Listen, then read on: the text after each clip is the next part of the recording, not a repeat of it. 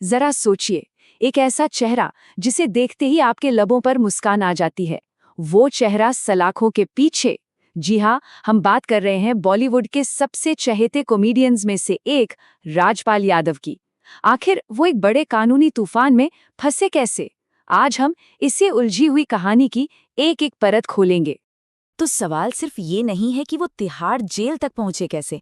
असली सवाल तो ये है कि एक इतना सफल करियर, इतनी शोहरत और लाखों फैंस के बावजूद आखिर वो कौन सी चूक थी, वो कौन सी गलतियां थीं जो उन्हें इस रास्ते पर ले आईं। चलिए इस पूरे मामले को शुरू से समझते हैं। 4 फरवरी 2018 ये वो तारीख है जो राजपाल यादव की जिंदगी में एक काले अध्याय की तरह दर्ज हो गई। यही वो दिन था जब कॉमेडी के इस बादशाह ने तिहाड़ जेल के दरवाजे पर सरेंडर किया था। लेकिन कहानी सिर्फ इस एक दिन की नहीं है, इसकी जड़ें बहुत गहरी हैं। तो चलिए सबसे पहले बात करते हैं एक सितारा जेल में। ये सिर्फ एक कानूनी मामला नहीं था, बल्कि ये अर्श से फर्श पर आने की एक कहानी है। फिल्म के सेट की उस चकाचौंध से लेकर जेल की तंग कोठरी तक का ये सफर, ये तय कैसे हुआ, आइए समझते हैं। राजपाल यादव का नाम सुनते ही कौन याद आता है? हंगामा का राजा, भूल भुलैया का छोटा पंडित, या फिर चुप चुपके का बांड्या, है ना? मतलब वो कलाकार जिनकी सिर्फ मौजूदगी ही पर्दे पर हंसी की गारंटी हुआ करती थी। अपनी कमाल की कॉमिक टाइमिंग से उन्होंने 2 दशकों से ज्यादा हिंदी सिनेमा पर राज किया। तो फिर गड़बड़ हुई कहाँ? इस पूरे संकट की जड़ पता है कहाँ है? एक सपने में, एक फिल्म बनाने के सपने में। तो चलिए कहानी की शुरुआत में चलते हैं, जहां एक 5 करोड़ का लोन इस पूरे कर्ज के जाल की पहली कड़ी बना था। सारी मुसीबत की शुरुआत हुई थी साल 2010 में। 5 करोड़ रुपए का एक लोन लिया गया। ये पैसा राजपाल यादव ने अपनी पहली डायरेक्टोरियल फिल्म अता पता लापता बनाने के लिए लिया था।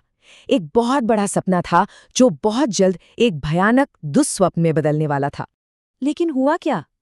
फिल्म बॉक्स ऑफिस पर बुरी तरह पिट गई और इसका नतीजा ये हुआ कि वो 5 करोड़ का लोन चुकाया ही नहीं जा सका। और फिर शुरू हुआ ब्याज और पेनल्टी का वो दुष्चक्र जिसने मूल रकम को लगभग दोगुना करके 9 करोड़ रुपए तक पहुंचा दिया। एक कलाकार का सपना अब एक भारी भरकम बोझ बन चुका था।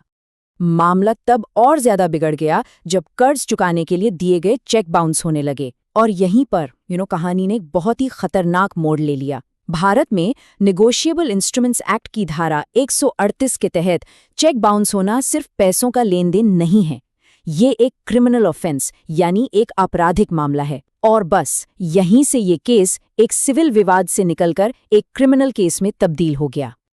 अब आते हैं कानूनी लड़ाई पर। और ये कोई छोटी मोटी लड़ाई नहीं थी, ये एक पूरे दशक तक चली एक लंबी थका देने वाली अदालती जंग थी। तिहाड़ जेल तक का ये रास्ता बहुत लंबा और कांटों भरा साबित हुआ। ये जो टाइमलाइन आप देख रहे हैं, ये इस पूरी कहानी का सार है। 2010 में लोन से शुरुआत हुई, फिर 2013 में झूठा हलफनामा देने पर पहली बार जेल जाना पड़ा। 2018 आते आते तो चेक बाउंस केस में उन्हें दोषी ठहरा दिया गया और उनकी पुश्तैनी संपत्ति तक सील कर दी गई। और आखिर में उसी साल उन्हें अपनी 6 महीने की सजा काटने के लिए तिहाड़ में सरेंडर करना पड़ा। आप देख सकते हैं कि हर गुजरते साल के साथ शिकंजा कैसे कसता जा रहा था। सरेंडर करने से ठीक पहले राजपाल यादव का दर्द उनके शब्दों में साफ छलक रहा था। उन्होंने कहा, मेरे पास चुकाने के लिए पैसे ही नहीं हैं। इस लड़ाई ने मुझे तोड़कर रख दिया है। ये शब्द उस कलाकार की बेबसी को दिखाते हैं जो कानूनी और वित्तीय बोझ तले पूरी तरह से दब चुका था। अब इस खबर ने बॉलीवुड में भी एक जबरदस्त बहस छेड़ दी। जब भी इंडस्ट्री का कोई सितारा मुश्किल में पड़ता है तो अक्सर सब एक साथ खड़े दिखते हैं, लेकिन इस बार मामला थोड़ा अलग था। इस मुद्दे पर इंडस्ट्री जैसे 2 खेमों में बटी हुई नजर आई। खबर फैलते ही इंडस्ट्री के कई बड़े नाम राजपाल के समर्थन में सामने आए। मीका सिंह ने तो खुले तौर पे 11 लाख रुपए की मदद की पेशकश की। वहीं सलमान खान, सोनू सूद, अजय देवगन और वरुण धवन जैसे बड़े सितारों के भी मदद के लिए हाथ बढ़ाने की खबरें आई। लेकिन सिक्के का हमेशा एक दूसरा पहलू भी होता है।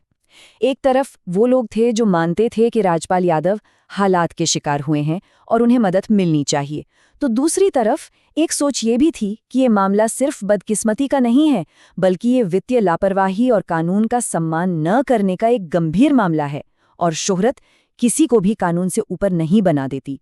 तो सवाल ये है कि मौजूदा स्थिति क्या है और इस पूरी कहानी से क्या सबक मिलते हैं। चलिए इस मामले के जो भी लेटेस्ट अपडेट्स थे उन पर एक नज़र डालते हैं। फरवरी 2018 के मध्य तक स्थिति बिल्कुल साफ थी। राजपाल यादव तिहाड़ जेल में अपनी सजा काट रहे थे। जमानत के लिए उनकी शुरुआती कोशिशें नाकाम रहीं और सोशल मीडिया पर उनकी रिहाई की जो भी अफवाहें थीं वो झूठी साबित हुई। लेकिन इस केस का एक बड़ा असर जेल की दीवारों के बाहर हुआ। इसने बॉलीवुड में कलाकारों के फाइनेंशियल मैनेजमेंट और शोहरत के दबाव पर एक बहुत ज़रूरी बहस छेड़ दी थी। तो आखिर में सवाल यही बचता है, क्या ये कहानी सिर्फ एक इंसान की कुछ गलतियों का नतीजा है या फिर ये उस चकाचौंध भरी दुनिया का एक वो सियाह सच है जहां शोहरत का दबाव कलाकारों को कभी-कभी ऐसे वित्तीय दलदल में धकेल देता है जहां से निकलना नामुमकिन सा हो जाता है। इसका जवाब शायद इतना सीधा नहीं है।